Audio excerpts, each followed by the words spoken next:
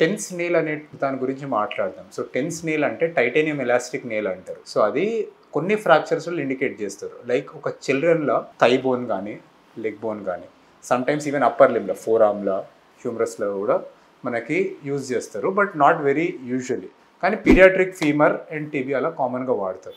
So titanium nail elastic nail అంటారు. అంటే elastic nail అంటే ఏంటి అంటే నేల్ బెండ్ అవుతుంది. సో బెండ్ అయ్యి రికాయిల్ అవుతుంది. మనకి ఎలాస్టిక్ మీనింగ్ అదే. మనకంటే ఒక షేప్ మారిపోయి మళ్ళీ దాని షేప్లోకి వచ్చే ఛాన్స్ ఉంటుంది. That is called an elasticity. మనకి మెటీరియల్ అయినా ప్రాపర్టీ అది.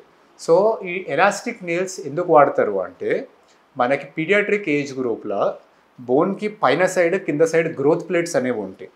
ఆ గ్రోత్ ప్లేట్స్ని మనం ఎట్టి పరిస్థితుల్లో వయలేట్ చేయొద్దు. అంటే ఆ గ్రోత్ ప్లేట్ని మనం డ్యామేజ్ చేయొద్దు సర్జరీ టైంలో. సో ఆ గ్రోత్ ప్లేట్ డ్యామేజ్ అయ్యింది అంటే చైల్డ్కి ఆ బోన్ గ్రోత్ ఆగిపోయే ఛాన్స్ ఉంటుంది. ఆర్ కొంచెం స్కారింగ్ అయింది అంటే బోన్ అబ్నార్మల్ డైరెక్షన్లో గ్రో అయ్యి డిఫార్మిటీస్ వచ్చే ఛాన్స్ ఉంటుంది. సో ఆ బోన్ని ఫిక్స్ చేయాలి కానీ మనము గ్రోత్ ప్లేట్ని ముట్టుకోవద్దు. సో ఇటువంటి సిచ్యువేషన్లో మనకు ఫ్యూ ఆప్షన్స్ ఉన్నాయి. ఒకటి ప్లేట్ చేయగలుగుతాం.